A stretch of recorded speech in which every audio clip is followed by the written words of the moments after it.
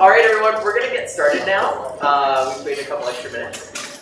But welcome, everyone, to this week's Idea Fund meeting. This is the kickstart of our speaker series for this semester. We're focusing on Dickinson Makers, so kind of broadly defined people that make things who are also Dickinsonians. So this week, I'm really excited to introduce Brenda Landis, who is one of the technologists who works in the Academic Media Center. So maybe you've taken a class where you've made a podcast or made a video and she's shown you how to use some of those programs, or you've rented out some equipment, or she's been helpful in like troubleshooting. But she is also a really awesome resident maker. So she's going to be here tonight to introduce maker culture to us, what it is, what it means, and I think we're going to get to play with some toys while we're here too. So I'm going to let Brenda take it away, and at the very end I'll come back and we'll do a little bit, a couple of announcements, but Brenda, it's all yours. Thanks. So yes, in case you didn't get, there's a big bucket of Legos, there's Connex up here if you're into Connex. So you guys can feel free to just make things while we chat, and I will not be testing you on your quality of creation, but feel free to just play around. Also, scattered throughout, and again, this is not for any particular use, but I have different things that we've 3D printed, and then different magazines, books, things like that we have in the makerspace and the media center to just sort of be an idea generating tool. So it kind of helps you think of things that you might want to do. Actually, I'll pull out the one book and you guys can, I don't know, parse through it because no one's sitting at this seat. This is my favorite book out of all of them. So it's this book called The Art of Tinkering. And I think that this book, out of everything, I mean, all these Make magazines have crazy, awesome projects in it, but I think that this book kind of illustrates like the cross-section of all the things that are in this weird kind of maker world. And it's part art, and it's part crazy, and it's part functional, and it's part fun, and it doesn't have to, there is no rhyme or reason for anything that you do. You just do it, you just make something because you want to. So some of it's, for instance, this one is making some sort of art out of Barbie parts into another face. I don't know. I don't know how that came up. So that's part of the reason why these hideous toys are up here, to inspire. Things made out of cardboard. Anyway, so you guys can pass that one around. There's other stuff that you might want to look around, but I love that book. So the maker movement in general is just so vast, and I can drill down into like the most technical stuff, but I'm not going to, at least not with my presentation, because I just think that a lot of times when you're like, I don't even understand what the maker movement is, and that's totally fine. Kind of like, what does an engineer do? What is an entrepreneur? I mean, it can be just about anything that you want, like that title can apply to so many different things. So I'm going to kind of go through some different examples, but also kind of through my eyes, so you know a little bit more about me and where I came from. Because I think that hopefully what that will do is help you see in your own life, in your own family, in your own interactions with people, and people that you know, friends, adults, grandparents, other people, that there are lots of makers in your life that you yourself are also makers in some way, shape, or form, and that you'll continue to try new things. So let's just,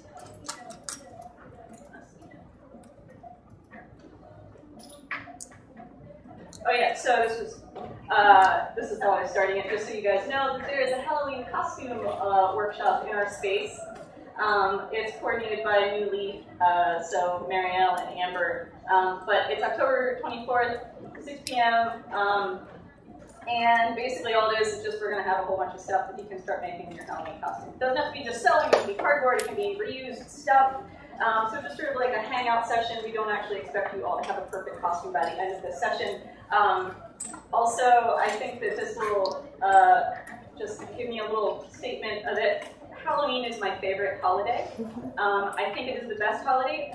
Nothing against the holiday season, but I think, let me just, aside from the maker movement, I think that this is the best because it gives you the most creativity and it makes you meet your neighbors. So it's like community, and like my favorite things in the world, community and creativity and just sort of making things and doing it just because you want to. And you go to people's houses and it's not weird. Anyway, I think it's the best holiday. So, starting with. All right. Make something. We have Legos. Make something while you're here or not. But basically just, that's the whole concept of what I'm talking about. It doesn't have to be huge. It doesn't have to be technical. It's just starting at some point, and then usually once you make one thing, you're like, I can make that better. I could add this thing to it, and then I can do this thing. And that's basically how this whole process goes. So who are the makers? You are. And they are, and kind of everyone is. So anyone who creates anything, makes something new, creatively adapts something to have a new purpose, fixes something. And I think that's one thing that a lot of people don't think of. Now the new iPhone came out. Awesome. What do you do with your old iPhone? Well, you can get money for it, but then, like, a couple of generations, where does it end up? Does it end up in a landfill? And it's not just phones, but that's the easiest one, because we all want the new one. Or most people do. I don't want to spend that much money. But that's just me. But it's this sort of concept or idea that continually happens, that something new comes out, or the bolt broke on my, sewing machine, or mixer, or anything. And then we just say, well, I'm going to get a new one, or I'm going to put that in the garbage. And I mean, if you drive around during the day, on garbage day, which is, I said this earlier, I do pick up things that other people are throwing away because it's sustainable. But it's one of those things that, like, oh my gosh, someone threw out a guitar. Did I pick it up? Yes, I did. Because it was a guitar. It wasn't a great guitar, but, it's one of those things that people throw out things that can be fixed. So being able to be a little handy and fix something and see that there's extra life in it is one of these elements that I think is easily overlooked in what people think of as makers. Obviously, reusing something, fixing it, or giving it a new life. And so it's not just these, I don't know what any of you actually have as an idea of what a maker is. I don't know if you came in thinking that it was all 3D printing and programming Arduino boards, or if you thought it was crafting or sewing your clothes or whatever, or throwing pots and sculpting and things like that. But it's cooking food, it's growing food, it's being an artist, and I like the word tinkerer because it makes it seem that anyone can do it, and that's exactly the point. Anyone can do this kind of thing. You can just sort of play around and make your own way. You don't have to have the perfect setup or that you're going to make this huge project, because usually for me, because I'm super busy, I give myself like one day, and I want something to be started, and I want it to be finished. I never really come back to projects very much because I'm just so crazy when it comes to things like this. So I like kind of one-off projects that I can kind of blaze through in a day or two. Obviously, a lot of these things have to do with making something physical, but in our area, which is the Media Center, we've always made stuff. We've always taught people how to make stuff, but it's always been on a screen. And that's not a problem. I mean, it's been a photograph, but it's been a video or audio or a photograph, and it's less of something that someone can hold and play with or create that's in the physical world. So I love that it's now in the physical world, or sometimes we take something physical and then we scan it and we digitize it, and then we 3D print a replica of it, so it's physical and then it's digital and then it's physical again, and it's this back and forth. And I think that these are the differences in the maker culture from people have made things forever, right? I mean, your grandparents, people before, years and years ago. And so all these skills, kind of handyman skills and homesteader skills and all these things have always happened. But now with the extra technology, it's kind of leveling the playing field. So we'll go on. But that's kind of, basically it's a catch-all to say, it's about everything. Okay, so if you're unsure, you might be at this point, what kind of maker are you? And you don't have to be one type of maker. You can be an artist and a technologist and a homesteader and all these different things at the same time. But it's basically about thinking about finding your inspiration, what inspires you, what do you want to do. There's always someone who's better than you, and this is okay. you don't always, it's not always a competition to find, to be better than someone or learn something more. It's about figuring out who inspires you or what type of, making inspires you, and learning from the people who are better than you, and then you become better, and then someone behind you learns from you. So these are my grandparents, fuzzy picture. So I'm going to tell you a little bit about me. I'm going to tell you a little stories.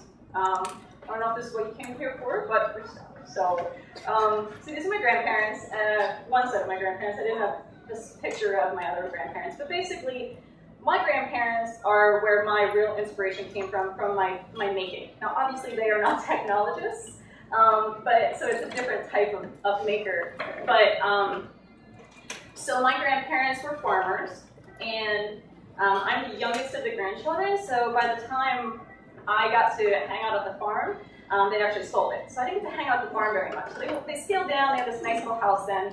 But my grandfather still had a little garage, which he had all the woodworking tools. And my grandma used to paint. She did something called toll painting. So it's basically usually like some sort of wooden board, and then she paints like a little elf or gnome or something, little mushrooms. I don't know, they were cute. So these are what they did. They made bread every Sunday. And so I would go to their house, and it was like this wonderful thing to eat my grandparents' bread and hang out with them. And the thing that was so special about them is that every Christmas, they would make something for us. So they would also give us money, as your grandchildren or whatever. But I don't remember how much money it was, because that certainly didn't stick with me after all these years. But what did stick with me was that every year I got something handcrafted from them. I don't know what my next picture is. Oh yeah, so this is proof that they had a farm. This is my mom holding a pig when she was little. So, so let's see here, what do we got here? So they did two things. Every year they would make us a Christmas ornament. So some years my grandfather would make something out of wood, so he made it like the little tiny wooden birdhouse up there, and then my grandma would do the little cross-stitch things. She made this little weird corn-cob baby Jesus, and little ice skates that she crocheted. So she gave us they gave us a little Christmas ornament. And then usually my grandfather would make something as well. And so this is a full-size dollhouse, and oops. I don't know if I have the other one here. Let's see. I missed it. So the other ones that he made us bookshelves. He made us kind of a small little, it basically looked like a wooden treasure chest, had the rounded top. I have a hope chest that he made. And so every year we would get this from my grandparents.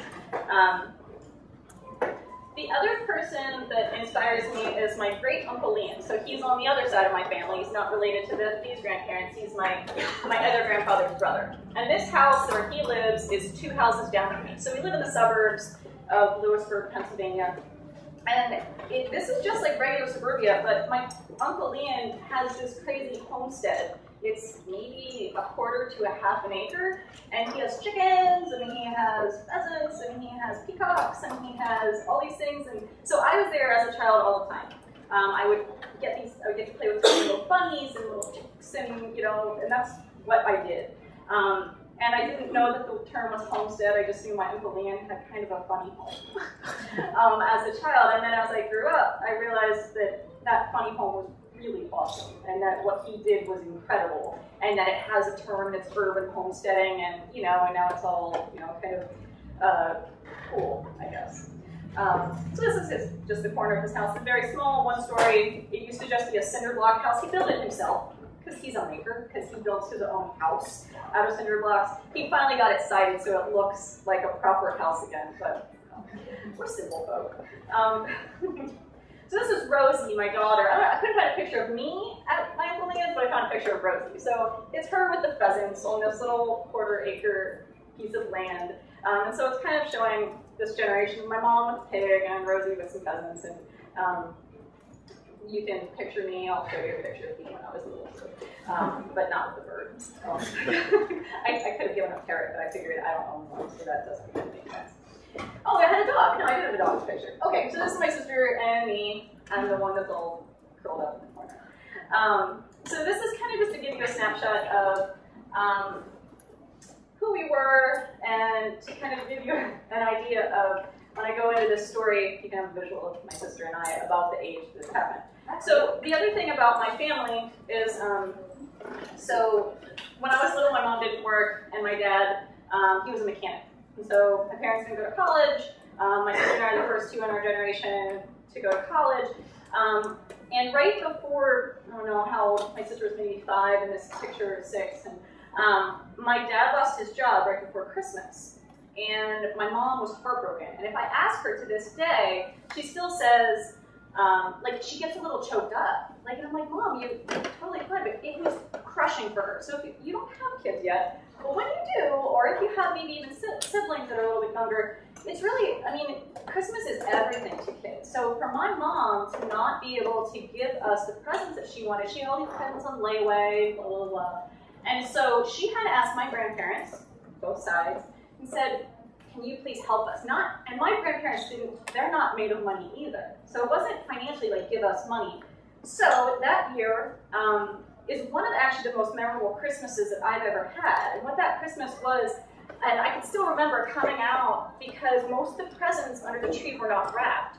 So I was there and I saw little high chairs, and there were, it was right around like when Cabbage Patch Kids were really popular, and they were really expensive compared to what my parents could afford. And so I saw all these things, and it was great because you got the instant thing that you want on Christmas Day. You get to see everything that you get, and I was so excited. And it was one of the best Christmases. But my mom doesn't see it that way. So these are the two of the cradles that my grandparents made for us. And my mom knew this lady that she worked with that made fake Cabbage Patch Kid dolls. They kind of had the head, but they weren't exactly perfect. You know, I mean, they weren't like gnarled up or anything. They just weren't. They didn't have, you know, they weren't authentic. But to us, we didn't care. We still got doll babies. We still got all these things.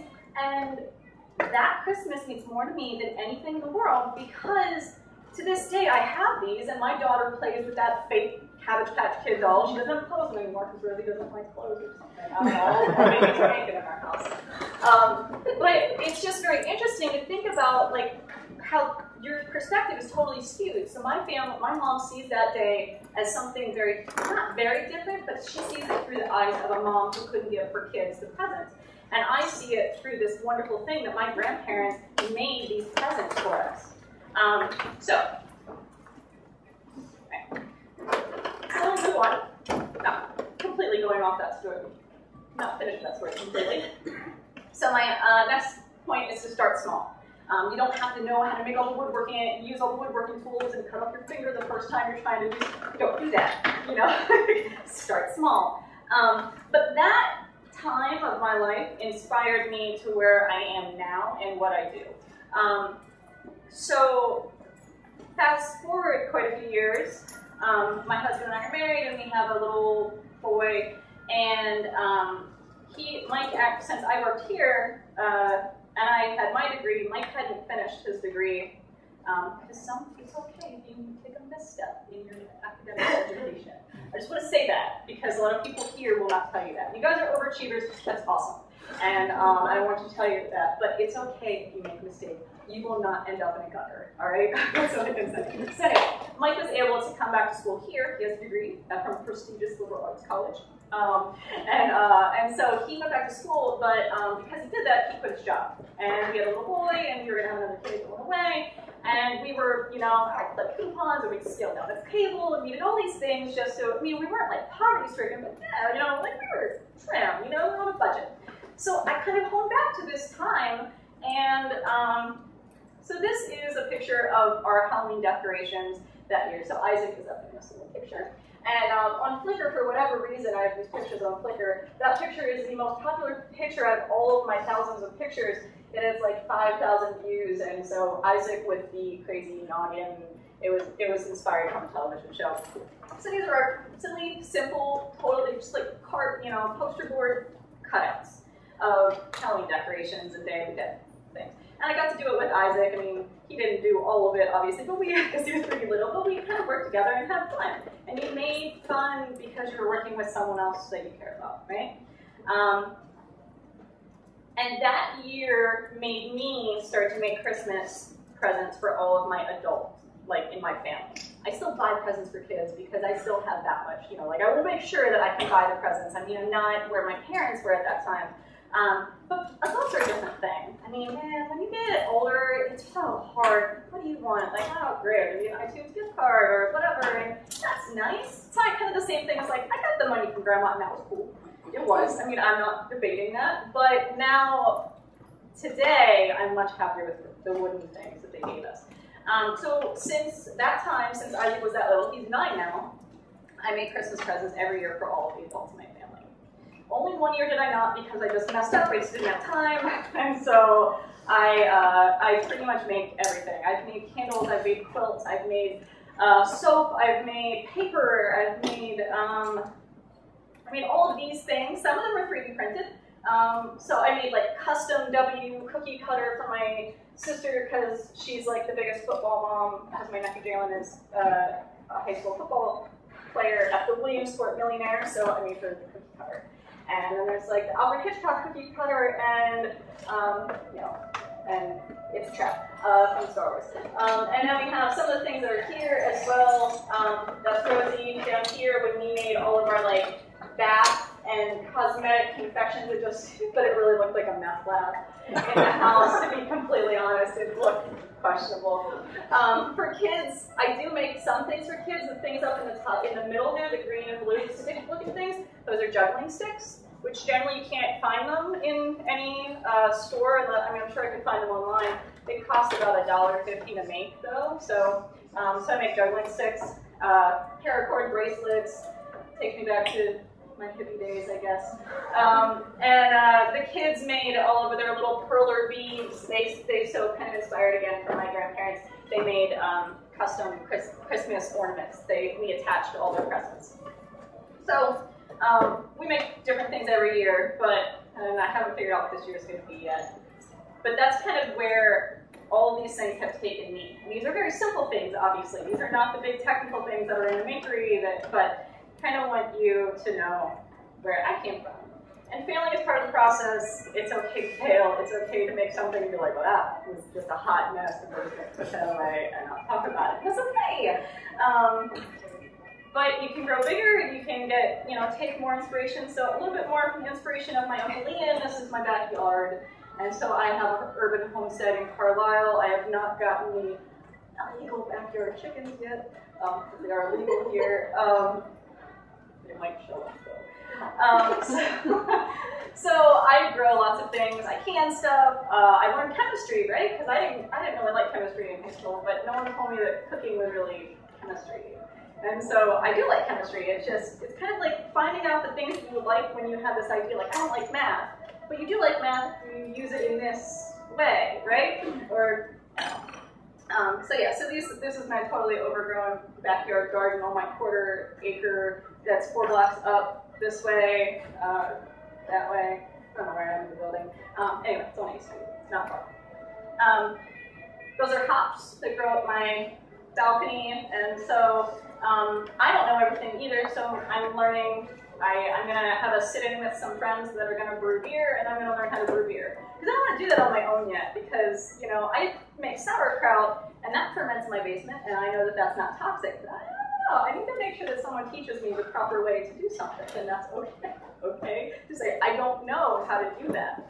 And then, so for my backyard, and like, wow, I want to grow these things, and over years I kept growing things, and then it made me look around to my neighborhood as well, and so this is a park that's a half block from my house, and it's not a bad park. I mean, it looks pretty nice in these pictures, but it's, hidden from view from all the houses around it, and I just realized that no one uses it, and there's, some questionable activity in the neighborhood. So someone in the borough said they had some money to upgrade it. I said, wow, let's put some food there. Like, let's grow some food outside of my yard and make it for everyone.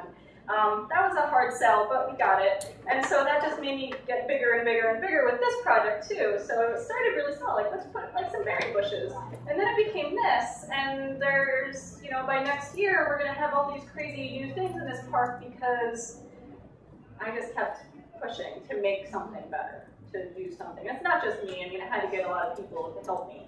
But, so it just started with my backyard, and then it like went to something a bit bigger. And so this is my other thing that I do. I'm not sure if this falls into the maker movement, but it's part of me, so I'm going to stand here and tell you about all the things that I do.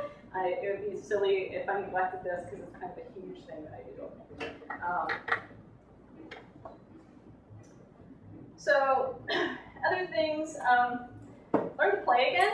I brought Legos, and that's about as baseline as you can get, is be curious. And I mean, when you see kids learn how to play with things, they do it because they're not being taught like in a class all the time. They're being left to their own devices and just given a bunch of stuff, and they're allowed to make whatever they want out of it. But as we get older, we have much more focused instruction given to us, and the play kind of goes to the wayside a lot of times.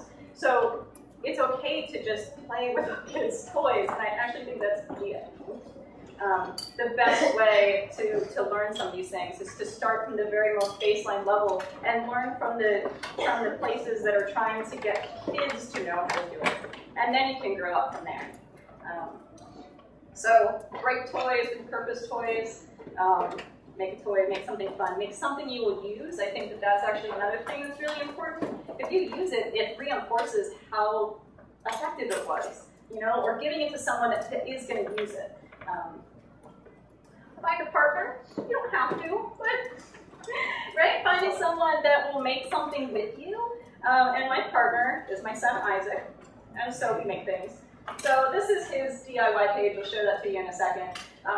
And it's for kids, and it basically tells them DIY, do it yourself. So it's so much broader than what I think most people say is the maker movement, but it's basically saying do something that doesn't come from a store. Like you didn't just buy something and you just are, I don't know, playing this, whatever.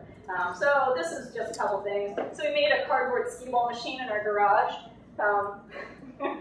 And, you know, it's pretty fun, but, you know, we definitely have to rebuild it. We're like, you know, we could reevaluate this design, need some reinforcement here, or like maybe the sidewalls need a little bit more. The ramp wasn't just so we had to keep on angling the ramp so it would actually hit. So it's all these things of learning a little bit of engineering without making it like a test, right? And for me too, like I don't know that stuff. Like I had to just wing it and learn it.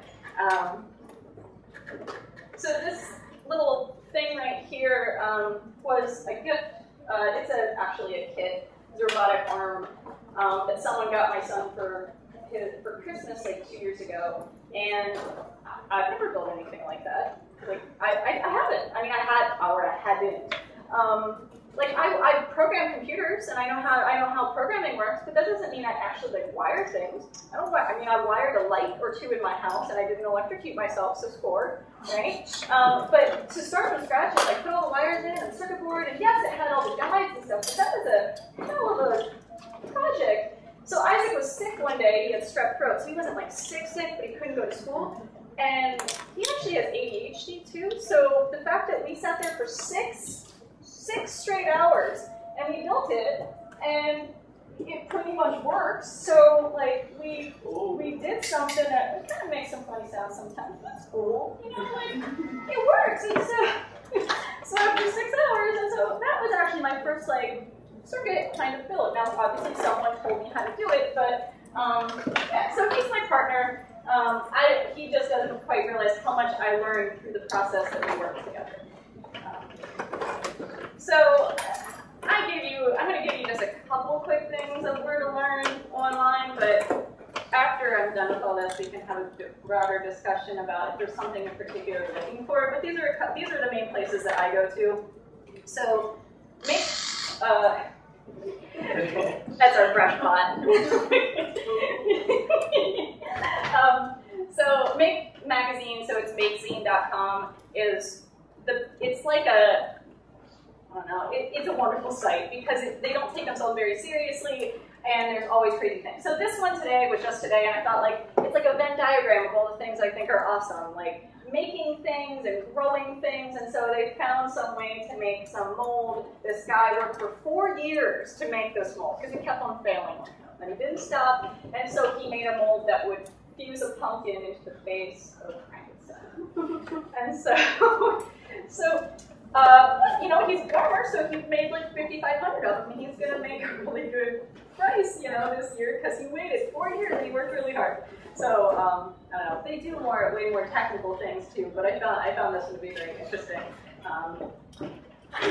Constructables. I'm guessing a lot of people know what constructables are, but I mean, this has been going on way before like the maker movement had more of a title. But again, it's just sort of helping you create things. I've used Constructables to make solar ovens. I've used Constructables to make, I can't remember what some of the other ones were that we did, maybe even the paracord bracelet. So DIY is is where my son uses, what that site my son uses to post all the projects. And so DIY is one of the sites that I wish there was an equivalent for adults, but it's basically, instead of being Facebook that you post a picture of your food that you're eating that someone brought to you, it's only allowed to be things that you create. You can all, like, you write a story, you post a picture of, you know, like, you post a story. Or you post a picture of whatever it is that you create, and then people become your friends and you talk about all the stuff that you make. And what I love about it is that it's anything and everything, so I really recommend people go in here, and even if you don't have to be like a fake kid on the side or anything, they'll let you look at the skill set, and they're all badges, so it's kind of like Boy Scouts, but for boys or girls, and it's all about creating things. So they have forager, forester, front-end dev, so to be able to like program, you know, a front-end, game designer, game dev, gamer, gardener, geneticist. I mean, it goes on and on. Entrepreneur, detective, fabric hacker. So fabric hacker is using these little guys, using conductive thread and sewing little LED lights into your clothes. So teaching, you know, 8-year-olds, say like, get an LED light, get some conductive thread, here's a battery, and this is how you make this thing blink on your shirt. Cool, well, it would be better to go to school and be like, look at me, I'm blinking, you know, especially in elementary school and stuff. I think you guys would get, you know, some high fives too. If you did. So I really like sites like this that make everything really entry level, and that you don't have to pretend like you're some fabulous, like, high level on the maker culture. Like, start with this. So I don't know anything about, I don't know what game dev is. I know there's some students that work for me, at least one, that knows way more about game development than I do, so he teaches me, and that's okay. I think that this thing is going to be sort of like that for adults. It's called makerspace.com, and it's supposed to be more of like, I think it's supposed to be more of like an online community of practice, and that you can post things, but it's a little bit less quirky and fun, as in like the colorfulness media. But that's something that's about to be pushed out as well.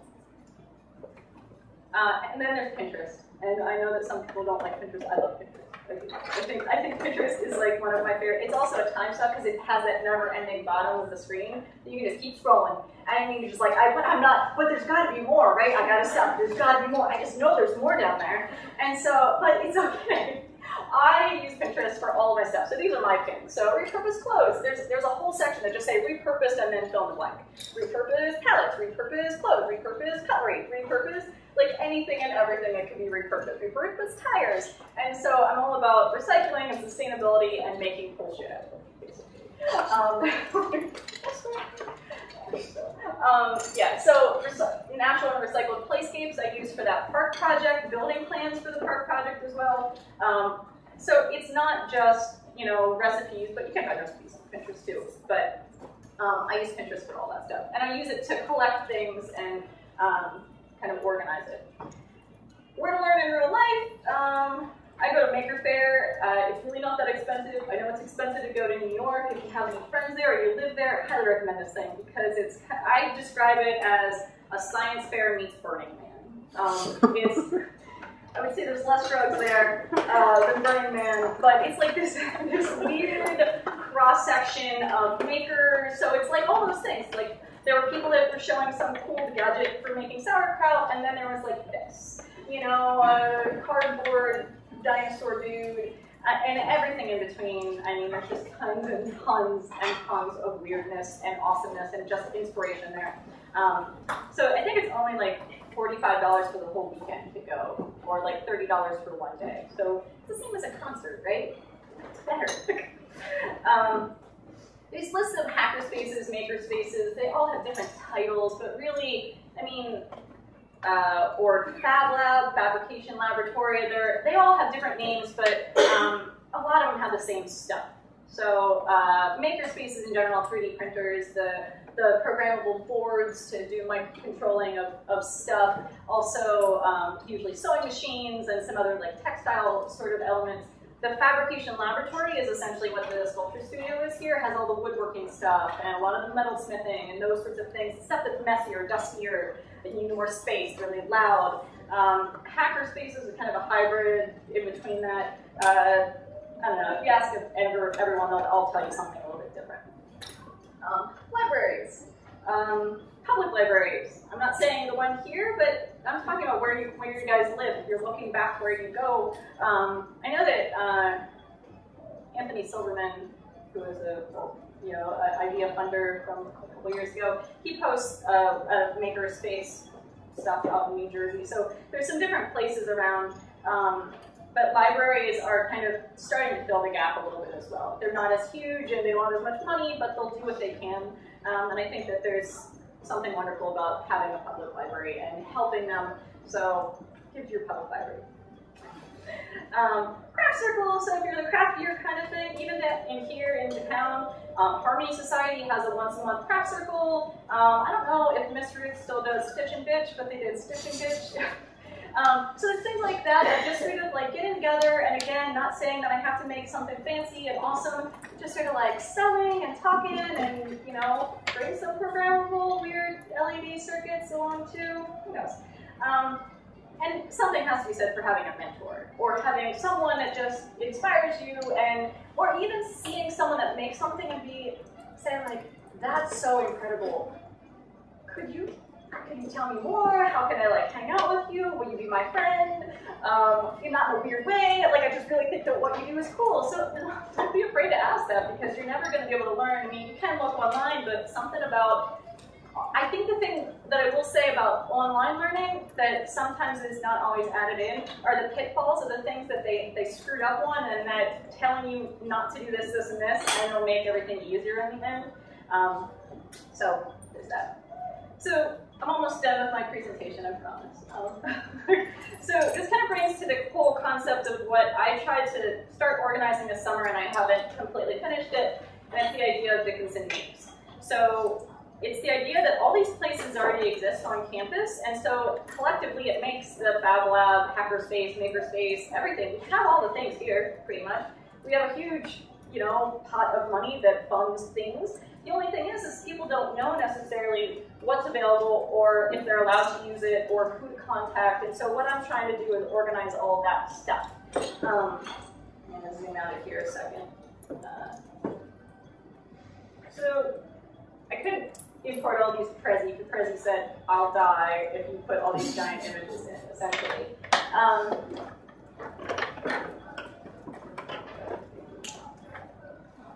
Probably did this a while ago. You could have seen better. You didn't tell me that it was really fuzzed out. So, I mean, some of you may have been to many of these places, but up here is the biodiesel shop and the handlebar, and keep going down here. The Stern Kitchen. So we have an industrial kitchen that you guys can use, but you have to ask. And you don't just want to. As someone told me, I just don't want someone coming in and making a cake for their boyfriend just to use the Stern Kitchen. I said, well, I understand.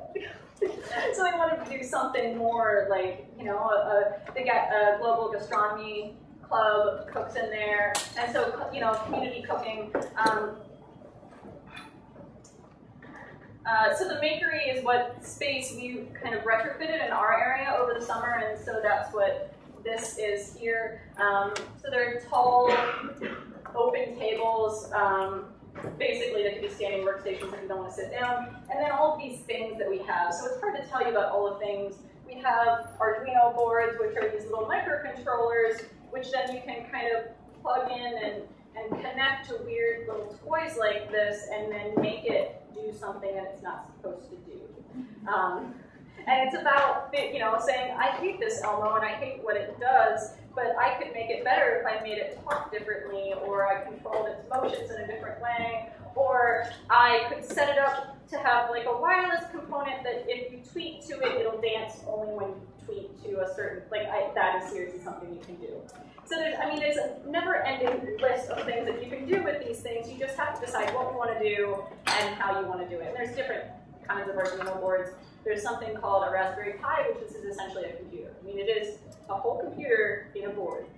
It's not a monitor, so it has an HDMI port for monitor, USBs, it has a network jack, you can have the wireless on it, and it's like $35, and so these work for many different uses, but they also kind of level the playing field for, the countries that can't afford these giant computers, right? So you can program it, so you can have just a simple computer program on a tiny little board that costs $35. So we have these things, but these are the things that I think people are like, I don't even know what to do with that. And that's okay. But if you are intrigued by what you could do with that, so for instance, in that tinkering book, there is the stuff about reprogramming these sorts of things. But also the other thing that I like is, I'm going to turn this creepy cat on. So this is a very actually high level toy. It has lots of sensors on it. And its eyes move, and its mouth moves, and all that thing. And so it costs like $50, and I got it for $1.50 at the thrift store. And so what I want to do with it is I want to take all of its skin off, and then I want to put new clothes on it, basically, and make it into something that it's not supposed to be. And then I want to see if I can control its movements and make these sensors do different things. I haven't had a chance to do that. Yeah, you're going too weird. But anyway, these things are up here because each one of them has a little so annoying.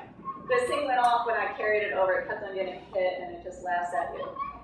Dora talks, Elmo dances, I'm not going to put them all in. But the whole point is that I can take the little component out of this, and I can put it into something else. I could try to reprogram this through, some work and connecting and all that stuff. So all these toys that either you hate or you just, you're not supposed to take it apart, take it apart.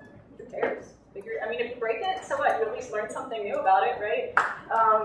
So anyway, those are some of the things that we have. We have snap circuits, again, to teach you the basic circuitry, because I'd never done circuitry really before. Sewing machine has gotten great use. I'm so excited that people would use it, and we might buy more because more people use it. And it just proves that something that technically I think most administrators did not think that we should buy a sewing machine. Why would the media center buy a sewing machine? Because people want to use it. Because no one else did. There is the costume shop on campus, but again, it was a place that people didn't know existed, and everyone can't just walk into. But our space is a place you can walk into. But if you need to do the high-level sewing with on sergers, we're not necessarily going to go that route. So we might, you might need to talk with Sherry when it comes to see if you could use something over there. This is the machine shop in physics, and obviously most of the stuff is used by the physics students. And I asked the guy that runs that space, what are some projects that maybe students did that weren't just for class? And he said that last year, one of his students made his and his wife's wedding rings. There. Yeah. So they made wedding rings in the machine shop in physics. I don't know how, because I don't know those machines, but someone must have learned enough and they handcrafted or machine crafted or whatever here on Dickinson's campus, but most people probably don't know that something like that would be possible. And then the sculpture studio in Goodyear, Anthony Servino is really open to allowing people in there, but again, it's all about making sure everyone knows when something's available, when, what your requirements are. You need to be trained on these different components to be able to use them. And then we have some pictures here of sustainability. They have their little machine that makes binded, little notebooks. Awesome. And you can use that too. So there are things that people just don't know that they're allowed to use. And I think that there's things like that we want to try to break up. Okay, almost done.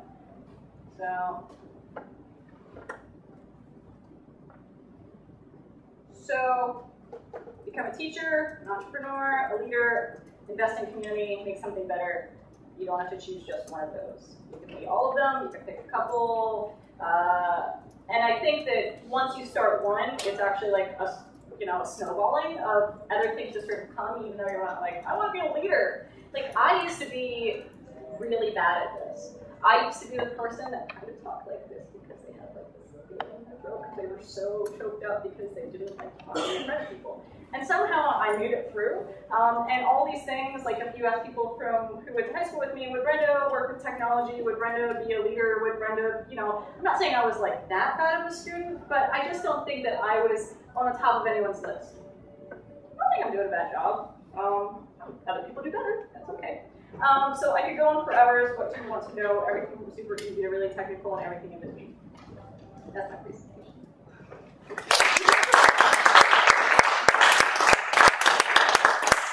I don't know what you came here for, and I don't know if I answered any of them or just had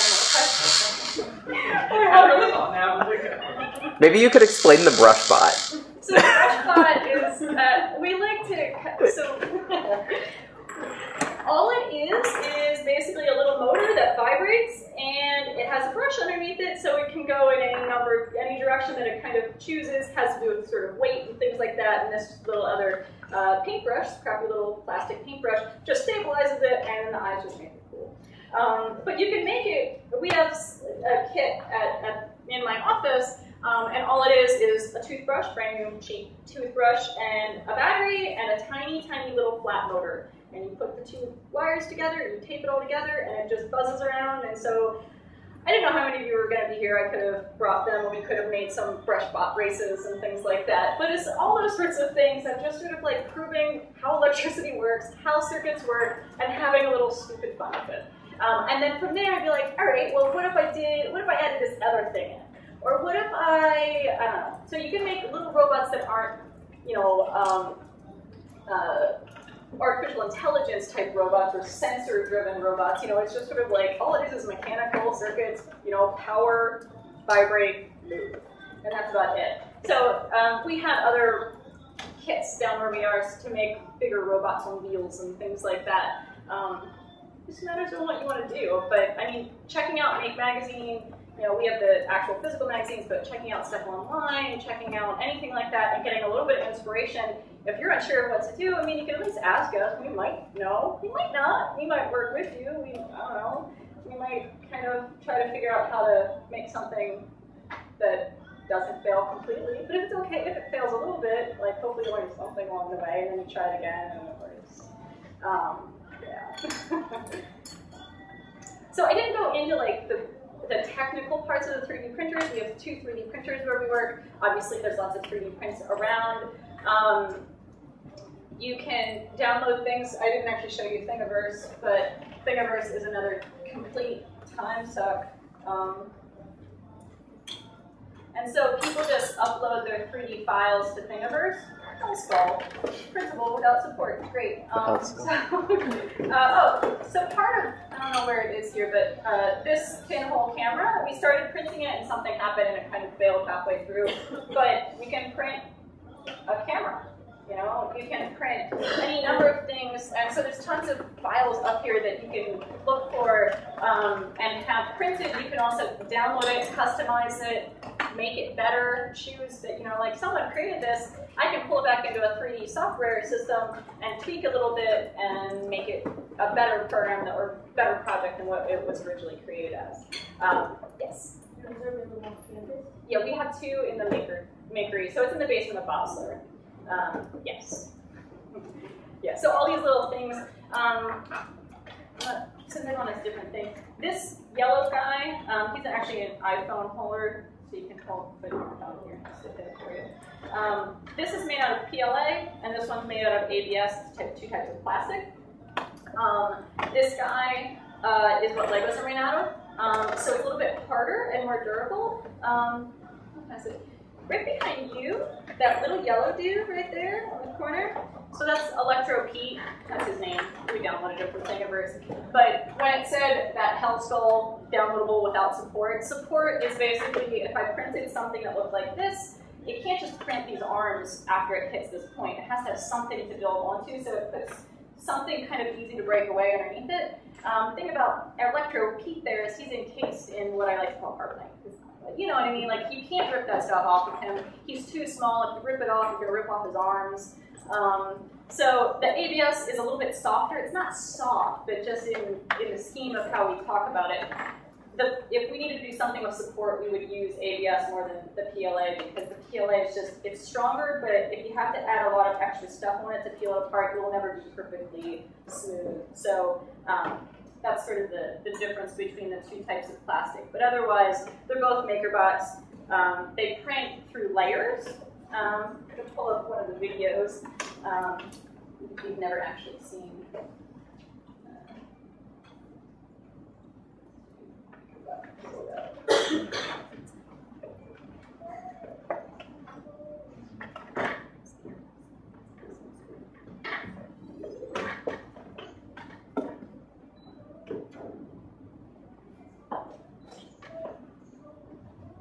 Of course, I can do that. So all it does is it starts just layers of plastic, and the program itself, just sort of like an inkjet printer, it just knows where to lay down the ink. Well, it's doing the same thing. It's laying it down bit by bit. And if you look at those black little squares, just turn around. Those ones right in front of you, those black squares, if you look inside it shows that kind of honeycomb stuff that's inside of Yoda here. It's going to be Yoda. And it basically means that what these are not full. There's only about 10% of that, but it makes it so it's strong. And it can't.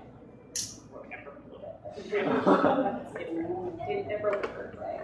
But I can't break all of it very hard, very easily. If I wanted something and I could step on and crush, I would probably have to put 50 to 100% infill is what it's called. But generally 10% makes it honeycomb, makes it pretty durable actually. So that's what it does. I mean, that guy probably took 4 hours to print, so they time-lapsed it, but it just sort of moves and it just puts layer after layer after layer. And that's why when you put your fingernail against the side, you can hear it. You know, like you look really close, it's kind of dark in here, but you can see the tiny little lines on the plastic. So it's fascinating. It also makes incredible noises. I don't know if they're natural or not, but it's actually very hypnotizing to sit there and listen to it print. And when it does circles, it kind of does this. It's brilliant. Yeah, so we have those in our area, and if you want to stop by and just check it out, that's fine. If you want to learn more about how to create the files, it's really not as hard as you think. It's not like programming. You don't have to write the code, you know, the code that says go here first. It automatically does that. But we have different programs, some easier than others. The cookie cutter one is the easiest thing. I love that one because it makes something that you actually do make on your own.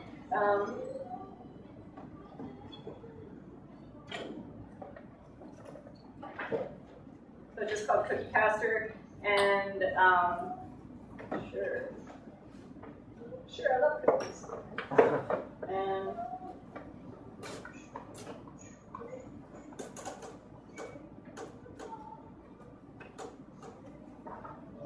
these guys are like rounding out. I don't know what that is. An boat? What are you gonna call it? I don't know. But you can make something and then just say download 3D print and a 3D file, put it on the MakerBot, and you have a weird boat-looking cookie cutter. I don't know what it is. But it doesn't take very long at all, and you have something that you can actually use. So like, I made this awesome cookie cutter. I made a WDCB cookie cutter for our like live on Brooklyn Plaza, so it's a WDCB, and then you can put the icing on it and everything. So again, I don't think there's anything wrong with making something so simple that anyone can do it. It's still about having something. Oh, the other thing that I was going to show you, people make the craziest, most awesome, brilliant things, and they probably break copyright or trademarks or whatever. This is one of 32 of the Universal Construction Kit. And so it's Lego, and it's Lincoln Logs, and there's other ones that are Connex and Tinker Toys. So it's all the things you built with as a child that will allow you to connect them all through little units. And so it's, let's pull this last one.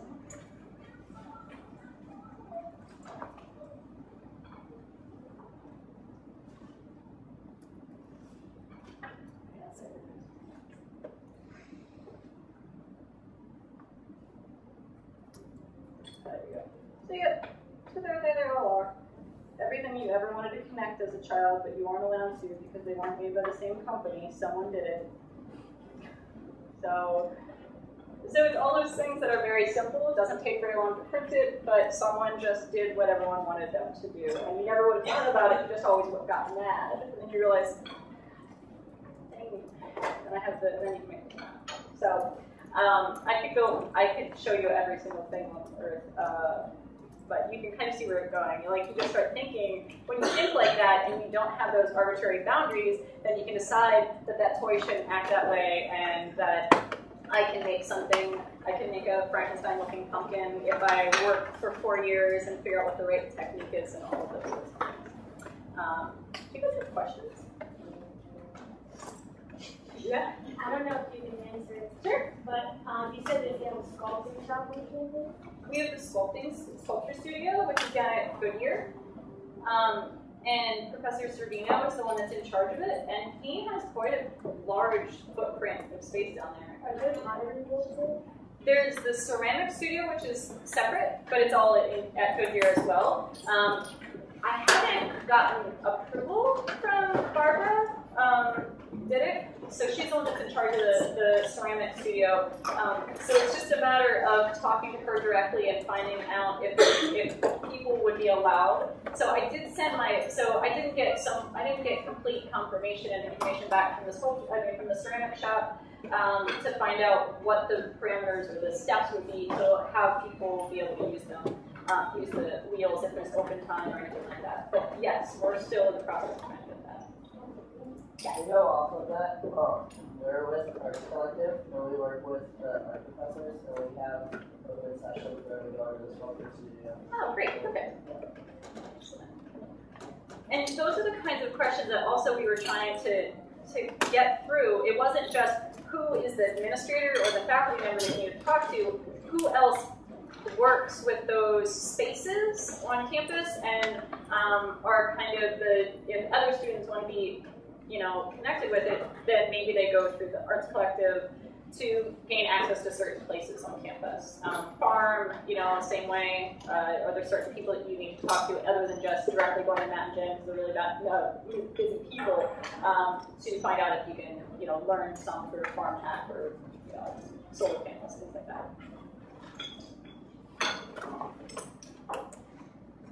Did you build anything while you worked?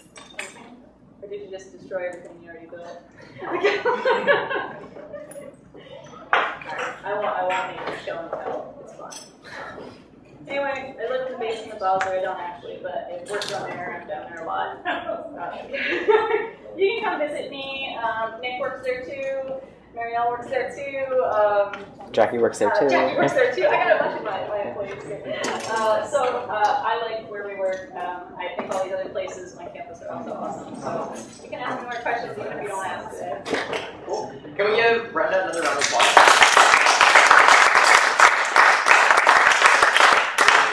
So thank you everyone for coming.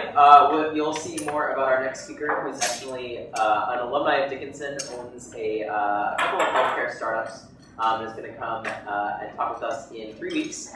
But next week, we will not be having a general meeting because we'll be getting back from fall pause. And there's also another alumni visiting. Her name's Sylvia Smith. She's an architect, one of the lead partner architects in a sustainability architecture firm in New York.